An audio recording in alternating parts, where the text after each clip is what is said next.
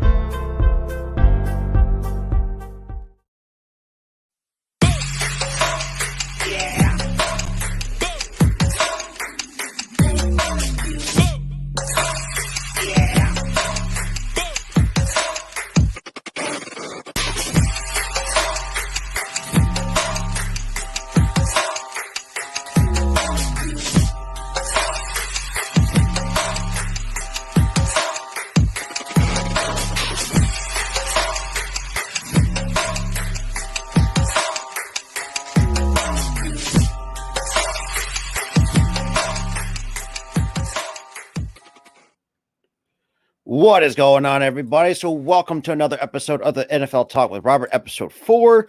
So we got a lot of stuff to really cover today, but before we get into it, if you guys new, make sure to hit the like button, hit that subscribe button. I'm going to have a couple guests with me. One in particular is Adam Seltzer from the Three and Key podcast. What's good? What's going on, Robert? Thanks for having me. Not a problem. So, and I'm going to have my buddy Raphael coming on. What's good, Rafi? Hey, I'm doing good. So we're supposed to have another one coming in very soon. So kind of get you guys' thoughts on so far the wild card games so far up to this point. Which one do you want to start with? So we're going to start. Well, for those Raiders fans watching, how about the Chargers and Jags game first to start off first? I mean, is that not the quintessential Brandon Staley Chargers meltdown? Has that team not been just a disaster for 10 plus years and try and lose games in every single which way that they possibly can? Yeah, I mean, it's funny because after that game, I get a phone call from my buddy Jake the Snake Silva, diehard Chargers fan. Like, he just kind of goes ranting and raving. It's like, yeah, I mean, like it's like there's really nothing surprising about them. You have, Mike Williams, who, let's be real, for me, I mean, as much as I love him at Clemson, but it was always been injury prone. Well, you could also blame Brandon Staley for playing the one meaningless game. You could just rest your starters, but that's besides the point. Well, Rafi, let me get your thoughts on that. Okay, so about the Jacksonville Jaguars versus the Los Angeles Chargers. Well, it might be a kind of upset because at the third and fourth quarter, Los Angeles Chargers, it just might be going to start out like Las Vegas Raiders in four games during the regular season, just a completely blowout. And for might be shocking about it because at the first and second quarter, the Chargers defense was filling up between Justin Herbert and of course with Nick Bosa, Khalil Mack, and of course the wide receivers and the defense. It feels like solid, but in the third and fourth quarter, we just see it like a deja vu for the Raiders because they have like a blowout for a point. And at the last quarters, Trevor Lawrence seems like they're all confident. And of course, the defense was living up. So not only they just having like a disappointment season for the Los Angeles Chargers, but also they just fired Joe Lombardi and followed with sort of a meltdown for the loss of the Jaguars. So Joe Lombardi is parting the ways with two offensive coaches after the meltdown in Jacksonville. So Lombardi it spent 2 seasons in Los Angeles. The Chargers were 5th and 13th in scoring and 5th and 8th in the league third down offense. So it caused all the injuries in the Chargers offensive season, but they still managed to finish that year with the league's better units behind the play Herbert. But it was just like a historic meltdown. But however, it was completely steady and the Chargers to make a change. But the offense didn't have all matters where the primary going attack, well, in order to running game for the Jaguars comeback. So for Herbert had multiple offense coordinators during the time at Oregon. He's been the third coordinator who begins his 4th season at the NFL. So there could be possible options to replace Lombardi, which is Frank Rage or Clem Kingsbury. But that was the historical meltdown for Los Angeles Chargers. And that was the first time since 10 years ago. But I want to see it like it's, well, how can I say it? It's not like historical meltdown. It's like upset. Do you know how many times they ran the ball in the second half? Very little, from what I've understood. They've been very pass heavy for most of the second half. They ran the ball 7 times in the second half with a 27 That'll do it. lead in a playoff game. That'll do it. And like I said, I mean, like Rafi said, the fact that they fired her, I mean, not just Joe Lombardi, they felt like the other assistant coach, but the fact that they still kept Staley, it's like, I'm thinking to myself, really? Like Staley, I mean, you had 2 years with him and, both ended in bad results. I mean, but then again, as I've talked to some Chargers fans, it is Dean Spanos for you. Like, they're not going to really do much. I mean, first of all, like you said, like Rafi said, I mean, you got you got Justin Herbert, Mike Williams, Keenan Allen, Austin Eckler, who I think they were kind of running to the damn ground because they can't even get the damn passing game going. The defense, I think it's a good defense, but they just had a hard time staying healthy. Derwin James, J.C. Jackson, if he didn't get into that little bit of legal trouble and whatnot, I told Chargers fans too, y'all should never left San Diego. For lack of a better term. That's always been my biggest nitpick. I think Rafi mentioned their offensive stats, and actually they've been pretty good, 5th in offense and 13th in offense. But when you watch them from an eye test, don't you feel like they're just leaving stuff out on the field? Like they're leaving like too many points off the board. Yeah, I mean there's just so much talent, and you just feel like Herbert can do so much more than they actually ask him to do, and maybe we'll prove to be wrong, but it just seems like the coaching staff they need change. Absolutely, and it's just like it's just, I don't know. Like the Chargers is a huge question mark in terms of the AFC West, and it's just like you said, they were like the top, like 5th in scoring. But if you take Joe Lombardi out, if Shane Steichen did not leave, they were going to be a top 2 scoring offense right then and there. That's just how Shane Steichen was with the Chargers as their offensive coordinator. But knowing that he left to come to Philadelphia, you could see there's a little bit of a different dip in production. And, sometimes Brandon Staley's aggressiveness just really has cost him the last couple of years. I mean, if you look at last year, I mean, they had an opportunity, but unfortunately blew the timeout at the worst possible time you could ever blow a timeout. He's had so many questionable decisions. I remember earlier this year we were on our pod and we were talking against Cleveland, and they were up 2. This is week 2 or 3 probably. They were up 2 with a minute to go in the game, and they were on their own 45-yard line. They went for it on 4th and 2 to try and ice the game against Jacoby Brissett instead of punting the ball and letting him take the ball out of the field. Cleveland ended up missing the field goal, so they won the game. But just decisions like that, and I don't know. I'm not a fan, and I don't think they'll. Yeah, that should have been like calls for a pink slip at that point. There's been 3 different times he should have been fired at least. So yeah, but yeah, with the I got to give the Jaguars a lot of props. I mean, kind of having a bit of a turnaround season. At the same time, finally got the right head coach to really lead that offense. I mean, because I tell people this too. Like, you got to give Trevor Lawrence a chance. The fact that they were kind of written off as a bust since his rookie year. I wouldn't say his first year. I wouldn't count that because we already had Urban Meyer kind of just ruined the damn kid. But from what I saw from the eye test, and and if I have my buddy Tyler on too, like he and I can say from the eye test, Trevor Lawrence could be the real deal under the right circumstances, and knowing the fact that you're going to get Calvin Ridley back next year. So you're going to have 4 extra wide receivers, a good running game with Travis Etienne. Now, I've got to improve on that defense for me. I think you got a solid team that can run that AFC South, even though not the greatest division for the next 5 to 10 years, hands down. It's crazy when you look at it, and it's taken me almost until this year to realize it, that a bad coach can ruin almost any quarterback. And you look, and I'm sure we're going to talk Eagles in a little bit, but Daniel Jones, I don't know if Daniel Jones is good or not, but he certainly has shown this year that he's better than whatever he was under Joe Judge and those coaching staffs in New York before. So he had more talent.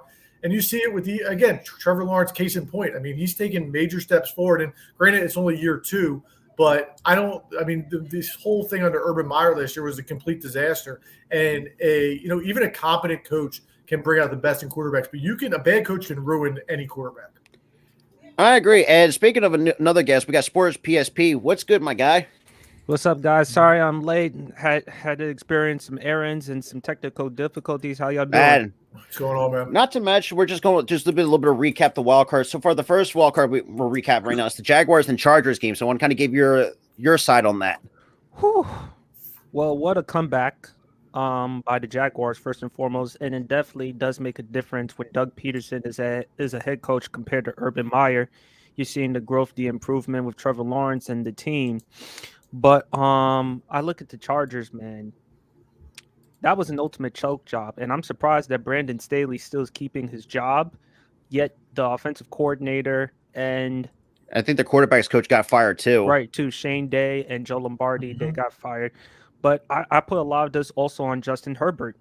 And I really hate to say this, and it may offend some people, but Justin Herbert is overrated. And the reason why...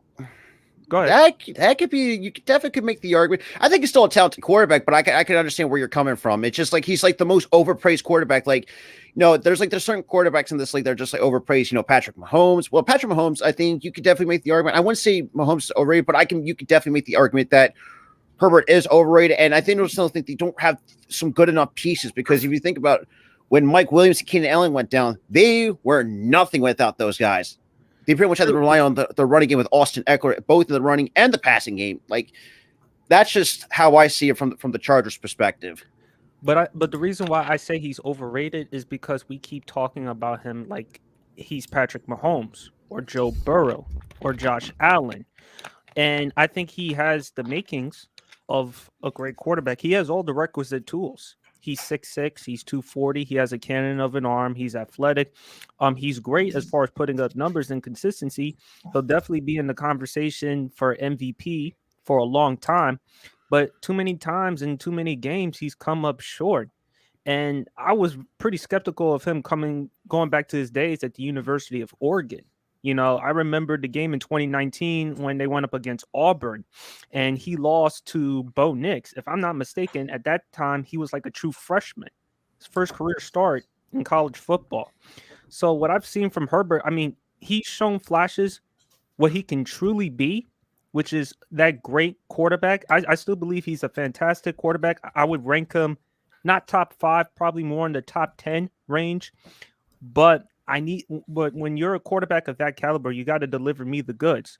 So regardless of the circumstances, you just got to get it done. And I saw other quarterback in Trevor Lawrence, who's just as young, if not younger than you, in his second year.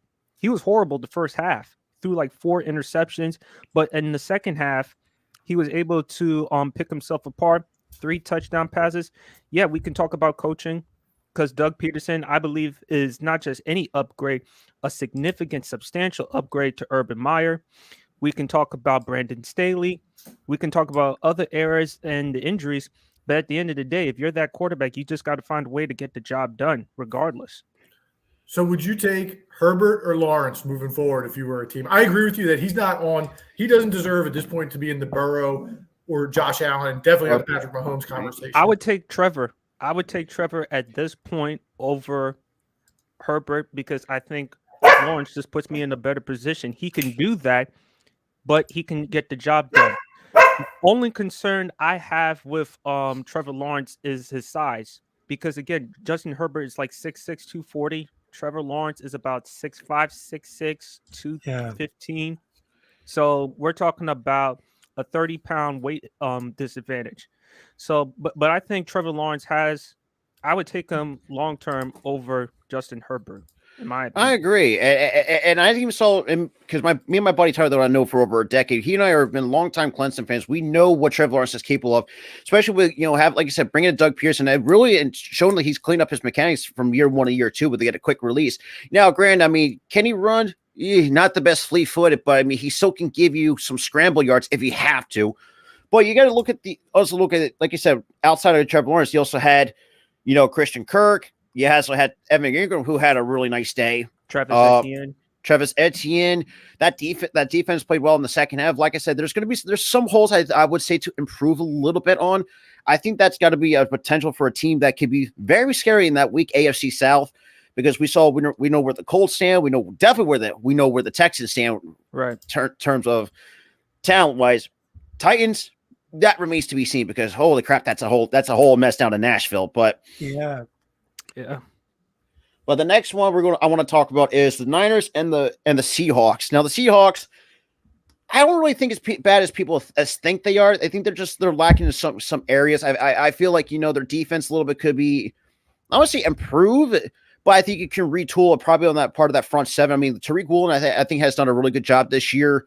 But it's just, for me, it's just like, you got to have to retool that Seahawks team. I want to say rebuild, but it's just like retool in some spots. They've succeeded expectations. Yeah, that was going to be my point. I mean, if you go back to the beginning of the year, I think their over-under for season wins was 5.5. Right. So they could have gotten the doors knocked off them 41-3 in that playoff game. It was still a successful season for Seattle overall. I think the question going forward and where they're going to be kind of stuck is, are you ready to hitch yourself to Geno Smith long-term? Or is this something where we need to get a quarterback for the future? Because he was good enough. He proved himself to be good enough this year to get you to that spot, but I don't know if he has anything more in the tank to elevate that team. So you think it's kind of like an aberration? No, I'm not saying it's an aberration, but I think what happens sometimes in the NFL is you either need to be in one of two places, which is I have my quarterback that's good enough to win me a Super Bowl, or I know that I don't have my quarterback that's good enough, and I know I need a new one. And there's teams that get stuck in the middle, Minnesota Vikings with Kirk Cousins. That's a perfect example, where I'm going to be good enough to get you to 10-7, 9-8, but if I'm maxing you out at one playoff win, like we're not getting any further than that. I'm not good enough to get you anywhere past that. And I think a lot of teams get stuck in the middle there, and I think that's probably where a Geno Smith's ceiling is. And I agree, because, I mean, if you looked at the bag of, do you really want to put your faith in Drew Lock? I mean, Drew Lock has not really shown to be a consistent guy, and just, ugh. But for me, I mean, best case scenario, I mean, what are they at? Not even the top 10 in terms of the draft picks, because I think they might be. I think they're top 5. I think top. If you were lucky, if you're lucky, at least try to snack a quarterback as quick as you can, because Drew Lock, I think you could probably, I don't know what you're going to do with him. I could see them drafting the quarterback, because unless you can't get your hands on Will Anderson from Alabama and Jalen Carter from Georgia, why not draft a quarterback? Not to start, but to sit. Geno could be a great mentor, and he's been in the NFL for 10 years. He understands the struggle. He understands what it takes. And but I'm just shocked overall how well Seattle did, because I thought trading Russell Wilson, okay, let's see how Seattle's going to be. They're probably going to tank, end up getting like the number 1, number 2 overall pick, but they succeeded. They made the playoffs. You still get a top 5 pick Geno Smith had by far the best year of his career, Pro Bowl caliber year. Kenneth Walker III from Michigan State, in my opinion, may win Offensive Rookie of the Year. And when you look at what Russ was supposed to do in Denver, by far he was terrible. I mean, Yeah, statistically. So yeah. if And about I'm, that game, mhm. oh, go ahead.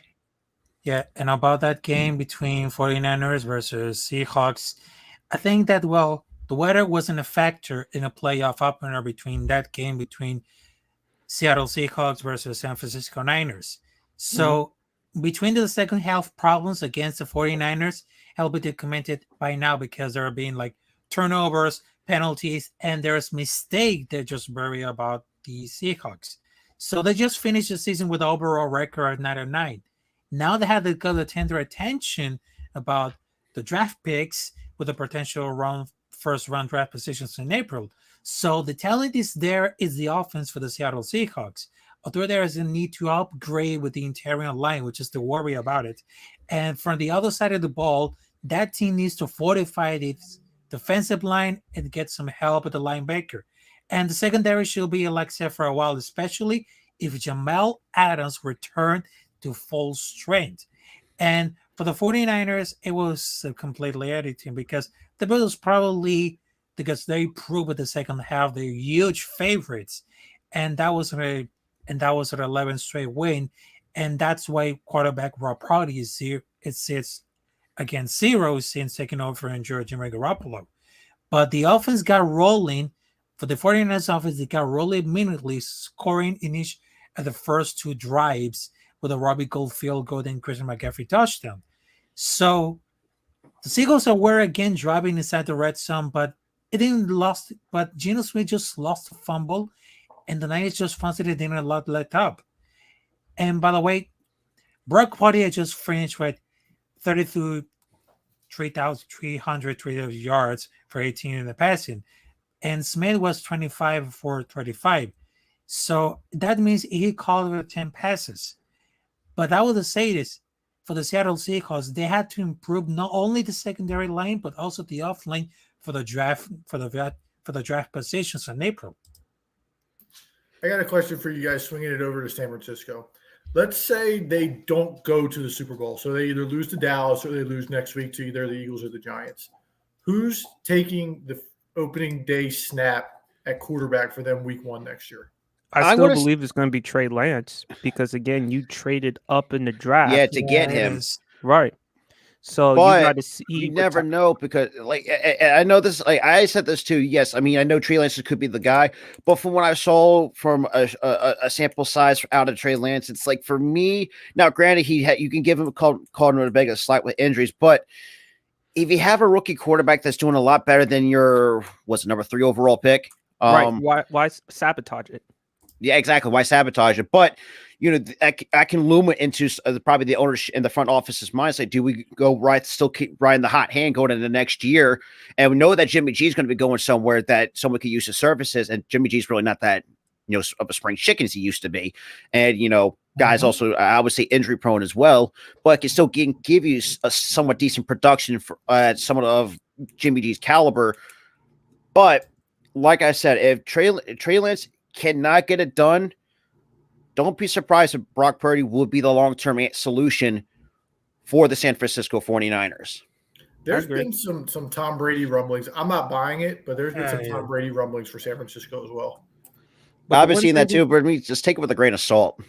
But the one thing we know, no matter what quarterback in San Francisco, you're going to be just fine as long as Kyle Shanahan is calling plays for you. And with the talent that you have with Debo and George Kittle and McCaffrey and Elijah Mitchell, it's just going to be tough. I just still think you're going to have to go with Trey for next year. But Brock Purdy, the more you see these types of performances, it's hard to say no to him. And then, of course, before Purdy, you had Jimmy G. And he was playing well until, unfortunately, injury. So they're probably going to move on from Jimmy G. And it's either going to be Trey or Purdy. And I think they're probably going to go with Trey because of upside and potential, although it's hard to say no to Purdy.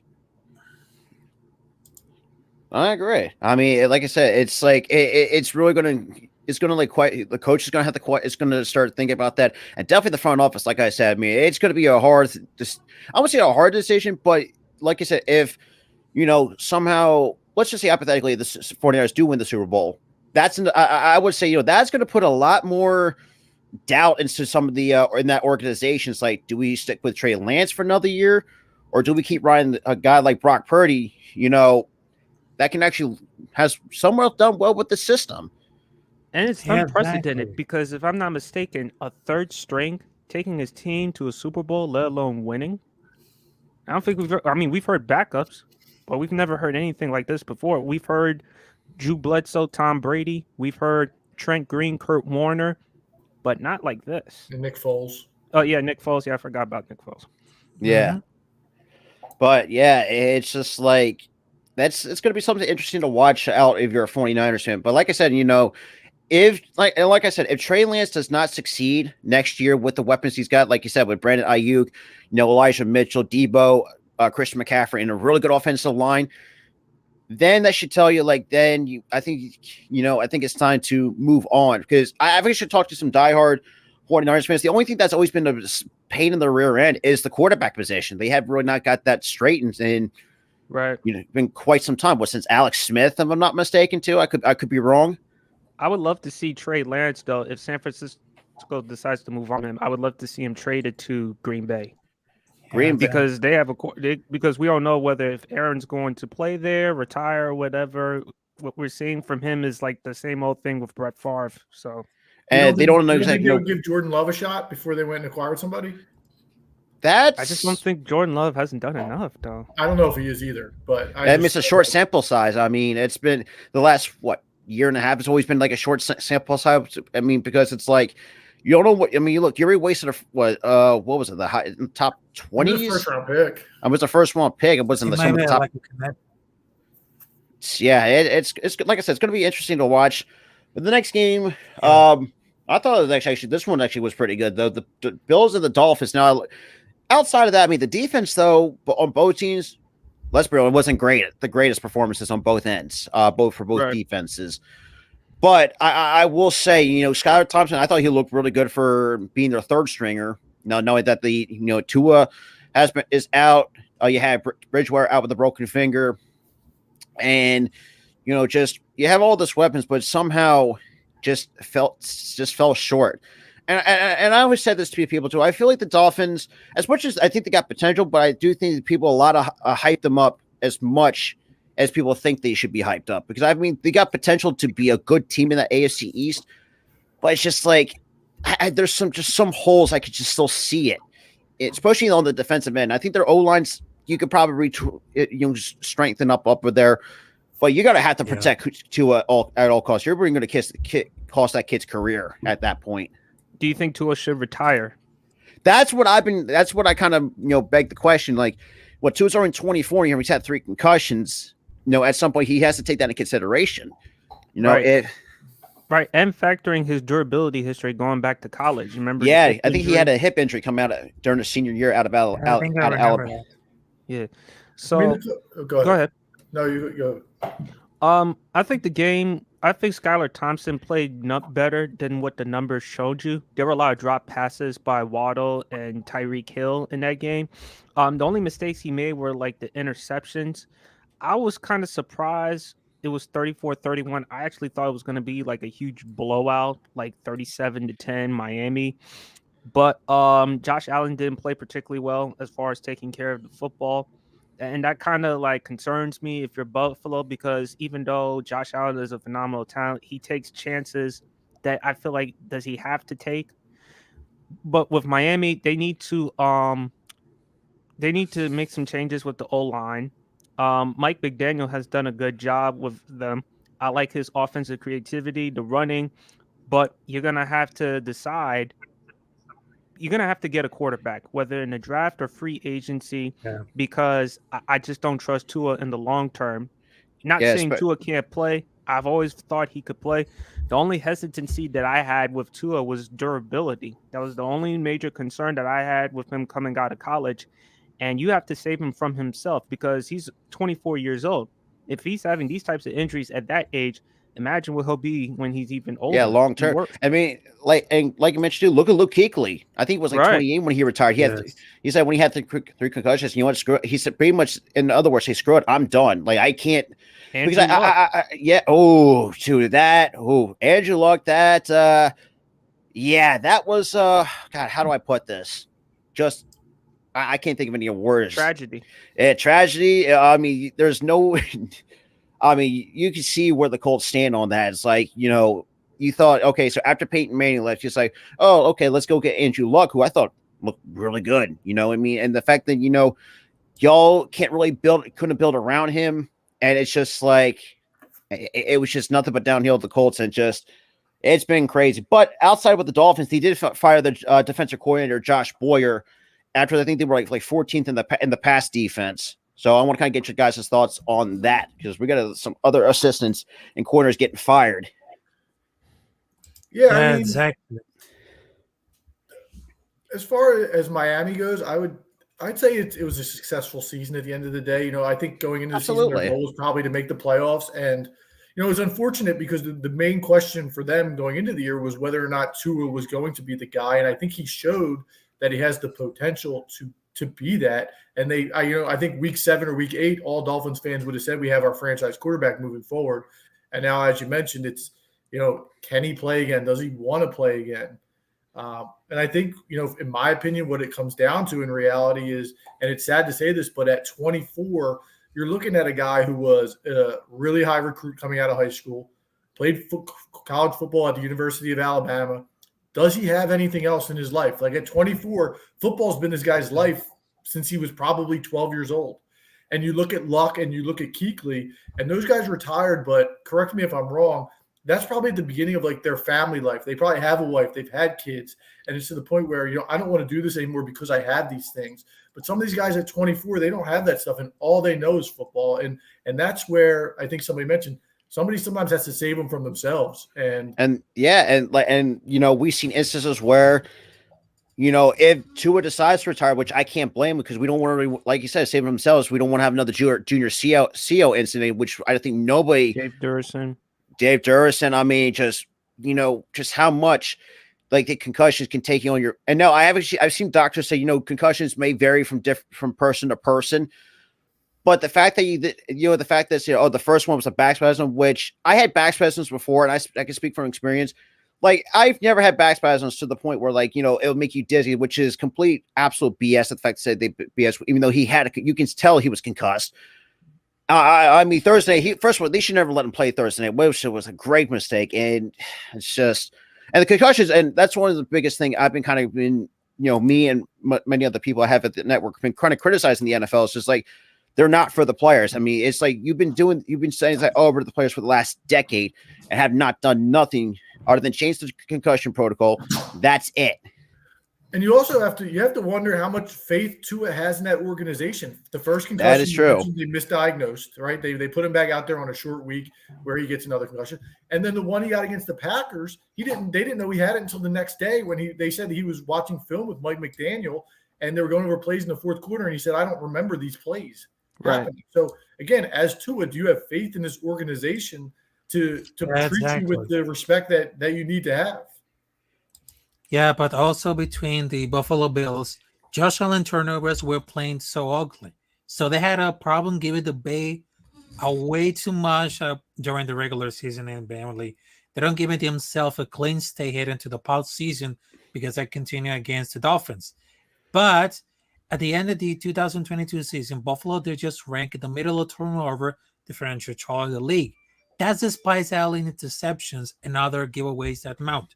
There's not really the reason why the Bills ended up with the middle because they took the ball away with healthy amount that happened against Miami. It was because of defensive backs, Khalil Ahmad, and of course, Dion Malo. And after the Bills' offense averaged 4 yards per carry and gave up like a ridiculous 7 sacks against the Dolphins, so they just know that ranking the Buffalo offensive line is only the 30th best in the NFL season looks about right. But there's a stir at the linebacker. Any doubt about Matt Milano was the 71st team is not anymore because he was all over against the Dolphins. He was notably recording 2 sacks and 2 tackles for a loss. Not to mention his linebacker partner played 2. Tremaine Ambush's particular trade against the run and Miami running back Jeff Wilson Jr. Not to mention his 4 pass defended. Now, the defensive line in front of the 2 teams will also allow them to shine, and they deserve their share of the credit. And for the Dolphins, their defense is struggling all the during 2022, not living in the bottom league with the 1 league premier units, but they're just ranking at the 3rd in takeaways and the 34 points per game received. So, in short about that, that was really interesting, but that doesn't seem like the future of the coach Mike McDaniel, because he just bowed out for the NFL players. And now with the focus on set of the 2023 season, the Dolphins and the head coach Mike McDaniel had a huge change to the coaching staff. So their confidence in the head has let to go Josh Boyer after 3 seasons in a row. So that move shouldn't become a huge surprise because Boyer has been on this role before McDaniel joined the Dolphins. So there's a reason he wasn't really the preferred defensive coordinator for Miami's head coach. But yeah, it's like, and going back to with the Dolphins too, like they have guys that have been, well, for lack of a better term, obviously injury prone. I mean, look at Raheem Mostert always had an issue staying on the field. I mean, because Miami's got a really good potential, really good running game with Jeff Wilson Jr. and Raheem Mostert, but both of those two just had a hard time staying on the field, mostly in terms of Raheem Mostert. I mean, it's just like you have all this potential to be a good team, to be very competitive in that AFC East. I mean, we know that the Patriots, not great, but they've been somewhat competitive in that division. But like you said, I mean, successful seasons nonetheless, but there's got to be some changes to / improvements to be made with this organization. I got a question. So if you're Miami, would you consider trading to get Lamar? That's a good question. It depends on what you're going to give up or what the Ravens want is basically what's the question. Because I don't see a scenario in which Baltimore and Lamar, they're going to reach a deal. The only way I could see Lamar staying in Baltimore, you give him the Deshaun Watson money. Anything less, he's going to reject.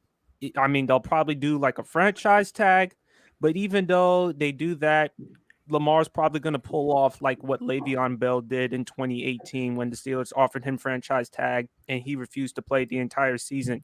So it depends on what Miami is willing to offer Baltimore to get their hands on Lamar. If you were Baltimore, would you be willing to give him that type of contract? Because I wouldn't. I mean, it's the fact that, and like, going back to what you said, I mean, the fact that he's coming off a PCL sprain, he's not going to be the same. Like, remember, like I've seen doctors like tweet it out. It's like, yeah, his state of play could change after something which is why I agree with RG3. He made the right decision not to play. I disagreed with Michael Vick. He said that put on a strap on, play. RG3, look, as a Washington fan, the moment he suffered that injury in that game against it's not Seattle, been the same. Right. So Lamar was smart in that decision. But again, Baltimore, are you willing to give him the money that he thinks he deserves, not what you think he deserves? Right. I don't see that. And Miami, how much are you going to give up? Are you going to give up 2 first-round picks? Are you going to give like a couple of seconds or something? I agree because I mean, if you look, because I think Baltimore, if they don't because I think what they gave what was the original offer, like 177 million fully guaranteed, something like less than 200 mil. Yeah, for Lamar, and I feel like when he saw that 250 million and 133 million guaranteed.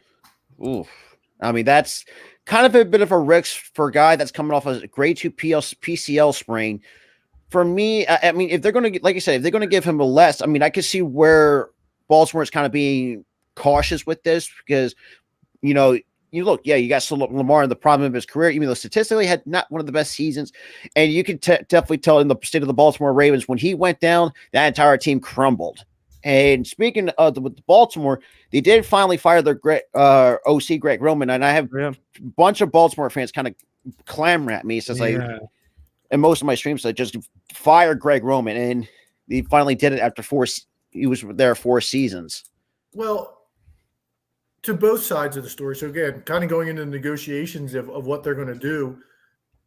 From the Baltimore side on the organization, this is the third straight year that Lamar Jackson has not taken the final snap of the season. Right. He was hurt last year at the end of the year. And the year before, they were in the playoff game. He got knocked out of the playoff game. And then this year. From Lamar Jackson's side, this organization has let him down in regards to putting weapons around him. As far as wide receivers, is there a worse set of wide receivers in the NFL than what Baltimore's given Lamar Jackson? They lost Marquise Brown, who I'm not a huge fan of. But they didn't wide receivers they've gotten him were Marquise Hollywood Brown. Right, who they let go. Right. Bateman, who's been a bust so far. Right. Sammy Watkins, who's been injury prone throughout his career. Right. So they've never given Lamar the right amount of help as far as receivers. I mean, Baltimore, for the most part, they're known for running the ball. I agree. And even this year, they didn't. I mean, in the backfield, they have every week they're shuffling a different running back. They had to know J.K. Dobbins wasn't going to be ready for the first half of the season, and then they're running Gus Edwards and Kenyon Drake. Out there, a bunch of like journeymen who they didn't help him. I mean, Andrews is awesome, but they just didn't help Lamar out. Yeah, and I've seen some like former players kind of really bash the Baltimore Ravens for not having a really good passing game because of that, and that's a good point. I mean, going into the negotiations, like the fact that it's been like three straight years, and that's if you were part of the Baltimore's or the organization, do you think that's calls for concern on, let's say if you guys were like say the head honcho or basically the GM, like, do you think should take that in consideration to be a cause for concern long term? Style of play, absolutely. Like he's a guy who's going to get hit year in year out because he's a run first quarterback. So I mean, you as a GM, you have to consider that. Right, but if I'm not mistaken, the Cardinals they gave Kyler Murray $230 over $100 million. Yeah, that's the best thing for Lamar's agent because that contract was horrible. And to Lamar's credit, his record when he's on the field is unbelievable. They're 45 and 16 with him. What is it? 45 and 16? Yeah, 45 and 16. He wins football games. But my thing is with the Deshaun thing. Yeah, granted, Lamar's will never be considered the greatest passer. But here's the thing: Lamar can make the argument for. Fine, I'm not the greatest passer in the world, and yes, the past couple of years I've been nicked up due to injuries. But unlike Deshaun, I have won a first-team All-Pro. I've won an MVP unanimously. I'm just as a generational talent as he is. And unlike Deshaun, I have no off-the-field issues. I have no character issues. So what exactly do I have to show you in order for me to get the contract? What, I have to pull off a Flacco in 2012, 2013? Because that's when Joe Flacco, after that postseason run, which was phenomenal, he got his bag. So if that's what Lamar has to do, it seems like he has to get far in the playoffs. And I'm looking up because I'm probably going to forget some. But if you could go to the teams, and let's talk Kyler, let's talk Deshaun, let's talk Russ. I'm trying to think of some of the other largest contracts that are in the NFL that were signed recently. Aaron Rodgers. Do you think all of those teams would, if you gave them an opt-out of that deal, they would all take it at this point? Wow, That's a fair question, though. I mean, you would have to say Denver would get out in a second. Oh yeah, definitely. I mean, the fact that look at what they gave up. They set themselves back for 2 years in terms of draft capital, and it's like, yeah, I mean, Denver's a perfect example. I would say can opt out of Russell Wilson's contract because when I saw he signed that extension, I was like, oh boy, this is not gonna. I was very skeptical of it. I really did not like it in terms. Because it's just for me, it's just like even with the right head coach, I still think Russell Wilson is not what he used to be, and I think people he was athletic. I think he's lost the improvisational skills in the moment, but I was wrong. And again, Derek Carr's another one. Like, I mean, they'll get out of that contract this year, but if they could have, not signed that deal to get to be in the beginning, they probably would have. $40 million for Derek Carr is a mistake. I think you just have to be 100% sure if you're going to sign these, $250, $300 million deals. You have to be 100% sure. And honestly, I don't know if the Ravens are. I don't think so. And we've seen a pattern before giving quarterbacks that type of money, like the Eagles with Carson Wentz. Like they Yep. gave Carson Wentz a ton of That's a money, great and one. unfortunately that didn't work out. And then the Rams with Jared Goff, and eventually they moved on from him and they got Matthew Stafford. And it was justified because the following year Stafford was able to get them to the Super Bowl and win. You just got to be sure. And right now with the Ravens, they're pretty uncertain or unsure with Lamar, given what he's accomplished in the past 5 years. I agree.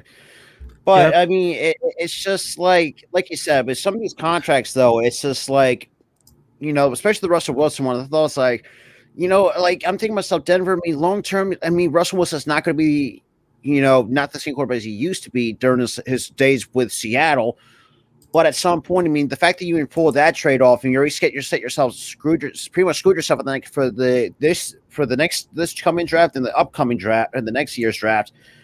At some point you have to think to yourself, it's like, did we really make a mistake of giving a king's ransom to Seattle, who, like I said, sitting pretty with that number 5 overall pick, like we mentioned earlier, that could either go, could take a quarterback or they could go elsewhere with that. I agree. Yeah, exactly. I mean, it makes sense at all. But the next wild card game I want to kind of talk about with you guys is I would say probably not the greatest one, but the Giants and the Vikings. That finished 31-24 in Minnesota. I thought it was good. I thought it was better than what I thought. I actually had the Giants winning that one. I think Doug Peterson and Brian Dabble, for me, it's like neck and neck as far as like coach of the year. I mean, I have no problem with either one winning it. Daniel Jones played excellent.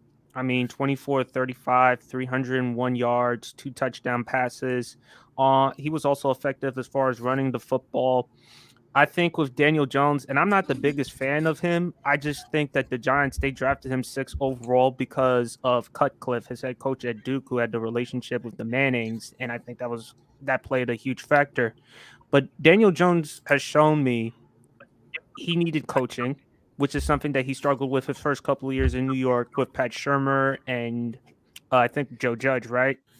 And not just Joe Judge, he also did under Ben McAdoo when he was there. I forgot.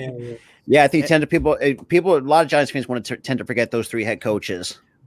And also the knock on Daniel Jones was the turnovers. And so far, he's done a very good job with the football. I mean, he's only thrown, 5 interceptions? So you can win with that. I mean, you're not asking him to be spectacular. All you're just asking him to do, hey, take what the defense gives you, throw the football here. And on top of that, he needs more help as far as wide receivers. I mean, Kenny Galladay has been yeah. Oh, boy. Talk about being on a milk carton for most of the year. But I think the Vikings, they've reached their limit. I think this is as far as Kirk Cousins can get them. He's been a very good quarterback. I mean, I had him in Washington. He would have multiple seasons of over 4,000 yards. But Kirk Cousins, to our partner's point, he's good enough to win you a fair amount of games, but he's not going to take you to the promised land. He's just a good enough quarterback that you'll deal with. He's a quarterback of a franchise. He's not a franchise quarterback. Franchise quarterback to me is that someone, regardless of the circumstances, they can get the job done. And that's Mahomes, Allen, Burrow, prime Rodgers, prime Brady, prime Peyton Manning, quarterbacks like that. I think Kirk Cousins is like a top 15, top 20 quarterback in the NFL. I think that's about it. Yep. And I think on the other side, you're probably looking at the same thing. We talked a little Daniel Jones earlier, and this is the first year that you've actually seen him really progress under Dable, but they're going to have a decision to make this offseason and how much they're willing to give him on an extension. And honestly, I think his ceiling is that Kirk Cousins level. I don't think he's a good enough quarterback to win you a Super Bowl. Again, he's shown flashes this year, but the Giants, again, they don't really have an option because they haven't had a quarterback since Eli, and you're really kind of stuck in regards to they're going to have to pay him. But I think what I would do, get upwards of $35 million in that Kirk Cousins. Here's what I would do. I would look at it like Baker Mayfield. Like in 2019, Baker Mayfield had a horrible year that year. 2020, they got him the new coach. Baker Mayfield flourished in 2020. 26 touchdown passes, 8 interceptions. First time he led Cleveland to a playoff game since 2002. First time they've actually won a playoff game since like 1994. The following season, okay, big year for Baker. Could this be the year that Baker can get a big time contract? And unfortunately, regardless of the circumstances, he regressed. So that's how I look at it. I would not give Daniel Jones a long-term contract. I need to see a little bit more from Daniel Jones next year before we think about that. But at the same time, in fairness to Daniel Jones, he doesn't really have that much help to work with. So until I give him some pieces to work with, and with year 2 with Brian Daboll, I expect him to be a little bit better. So I think he's up depends after on this that. year. That's the approach. This is I his would last year look on at his it. rookie contract because he's gotta remember they get- declined he's declined his gotta- 5th-year option. Yeah. So now we're going to the Minnesota Vikings, and let me ask you guys: do you think Minnesota should go after a quarterback? At some point, like, do you have to put in consideration? I mean, and go after a quarterback or strengthen up that defense because remember that secondary is god awful. In terms of just what we saw, not just in the postseason, but look at the regular season too. Like most their secondary stunk. Even the fact they're only 11-0 in one-score games can tell you that their defense just isn't great. And now at times we've seen defenses actually shut down Justin Jefferson also going to be a factor into. There's a lot of things that that turned out to be that the Minnesota Vikings are such a fluky team and that I want to say an abysmal division, but kind of less competitive. NFC North, if that kind of makes sense. I think it's going to be hard to get a quarterback unless you want to draft one and develop one. But defense, that would be a huge necessity for the Vikings because we've seen them get exposed. The Monday Night Football game against the Eagles, we saw what happened to them Sunday against the Dallas Cowboys, I think 40-3. We saw the game against the Green Bay Packers at Lambeau Field in which they got demolished. Yeah. So when I look at Minnesota, defense is a necessity. It seems like to me they're missing Mike Zimmer, but I could be wrong because of Kevin O'Connell. He did a good job as far as helping them win the division, taking them to the playoffs. But I would focus more on defense first, and then I can focus on just a quarterback later. Because I always make the argument too, they got a decent front seven, which you can really improve. But like I said too, as soon as when Rhodes and Barr left that secondary, that entire secondary just went to hell basically. Yeah, because it was the two best corners that they had in that secondary. And Patrick Peterson, I'm going to give him where credit is due. The fact he still play at a high level, what is he like 34, 35, somewhere in that age range, could be a little bit years in the NFL. Yeah, I mean, the fact he can still do it at a high level, that's impressive. So the thing that Minnesota's got to worry about is they got two young teams that are coming. Detroit is on Detroit. The you saw the second half of the year, and Chicago maybe a year or two away, but they got a lot of cap space. They think they found their guy, and with the first pick in the draft, they trade down or if they want to. There's been rumors of trading Fields. I don't think they're going to do that. But if they trade down, add a slew of picks, and can add themselves a bunch of young guys as well as free agents, that team's probably a year or two away. So Minnesota's got to keep their eye in the rearview mirror because there's some teams coming for them. If I'm Chicago, I would trade the #1 overall pick if I believe Justin Fields is that guy. I mean, Justin Fields is not the greatest passer, but let's not act or pretend he's in a great situation. If I'm Chicago, I follow the blueprint like the Philadelphia Eagles. Like Justin Fields, Jalen Hurts wasn't a great passer, but I put him in the right situation by getting him an A.J. Brown and a Devontae Smith. And Jalen Hurts has improved significantly. Had it not been for injury, Jalen Hurts would have won the league MVP. I'm just saying, in my opinion. So for Chicago, good point to answer that. Not just getting the players, but also get a good coaching staff around it, like a good quarterbacks coach. Because we have Brian Johnson, who has known Jalen Hurts throughout his life and worked with him, and you have seen it, and had to clean up his mechanics. And if you looked at Justin Fields so far this regular season, now granted, yes, like I said, not the best situation, but he has shown flashes to be great, be a good franchise quarterback for that Detroit or that Chicago team. Now, my buddy Gooley, who I've known for quite some time. Oh boy. There was a couple times where he actually kind of talked he has some choice words to the McCaskies because he wants them to sell the damn team because they've been and Jake said this too. They've been stuck in that 1950s tradition. Yeah. It's like they are not going to break away from that. It's like and the fact they're going to propose a dome over Soldier Field, it's like it's been nothing but it's not going right for the Chicago Bears. Yeah. But Yeah. Dome and Soldier Field. Yeah, you can't do that. Especially And speaking about the New York Giants versus Minnesota Vikings, that means that coaching really matters because there's adjustments to engage in another close game against the Minnesota Vikings, a team that beat them on Christmas Eve. But on the defense, they just took a real good part. That's because of Brian DeBall. So Daniel Jones became the first quarterback in NFL history with 300 yards and passing yards and 2 passing touchdowns. Nobody can do that because Eli Manning and Kerry Collins had each 2 of them. So the roughing presser penalty of Dexter Lawrence for tossing Kirk Cousins that are just grounded, that they released it to the 4th quarter throw. It might be like a soft call. And no one questioned about the Giants' beloved in the NFC tournament, but they did go to the postseason with a record where all sits against the NFL field. 0-2-0 versus the Eagles, 0-2 versus the Cowboys, and 0 versus the Seahawks or Vikings. So they picked the opportunity to beat the number 3 seeds in the conference because that reaching 30 points was some faraway deal, but now associated with Giants reality. They just went 43 consecutive games without scoring 30 points. They just filed 38 on the Colts. So the offense has really no trouble moving the ball for the Vikings. There's an amassing more than 440 yards on Christmas Eve and, of course, the playoffs. And the Giants did not help with that job of security that's commanded the unit. So that way about it, there's a plenty negatives for Brian DeBall and the defensive coordinator Mike Kafka. So behind the back of the season, they should be prepared. The Vikings should be prepared for Saquon Barkley coming out for the backfield. But Barker ran out for 56 years and 5 interceptions, providing the crucial safety wave for Daniel Jones. Mm-hmm.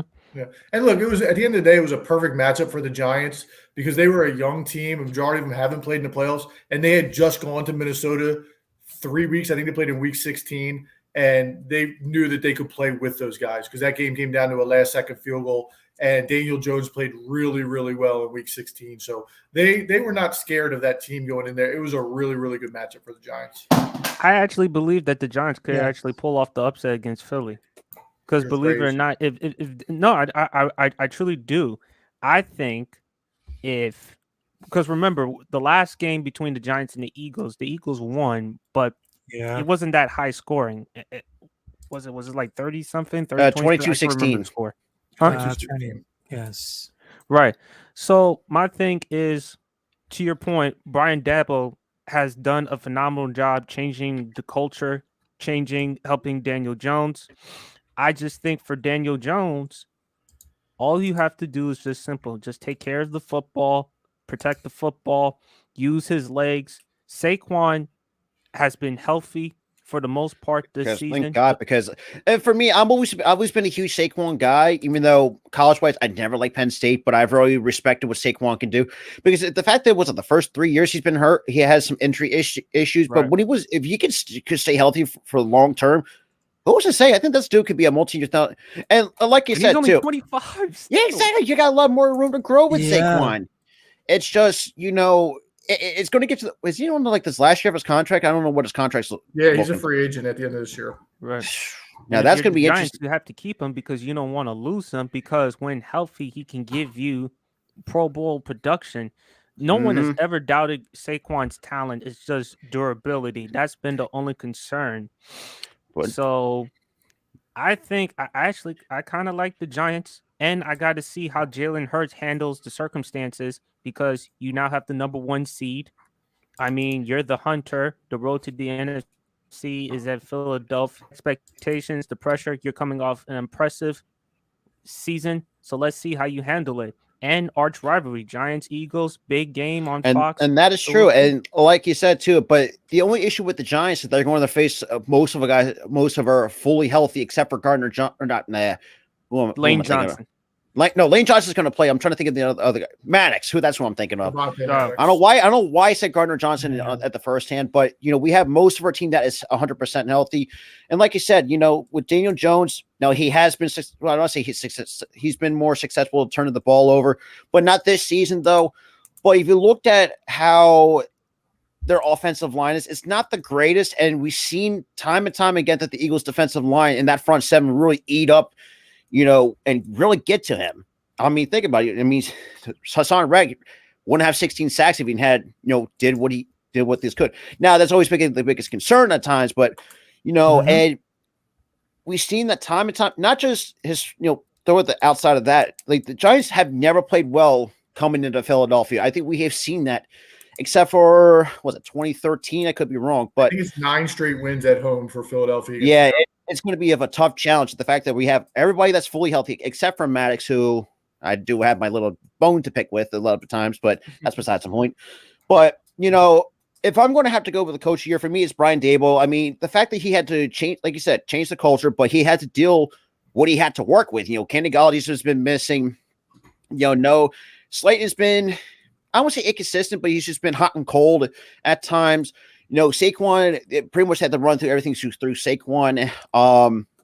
Now, granted, I mean, the fact that they actually have made the playoffs with being as banged up as they were, that actually really should tell you what goes into a coach of the year for me. And, I like a Jory Jackson, like Julian Love in that secondary. But like I said, if I'm the Giants, I would find a way to pay Saquon, but not try to overpay, because we know that running backs nowadays are not Yeah, you don't want to reset the market, because we've seen Ezekiel Elliott. Yeah, and that's kind of not looking great for Dallas. Right.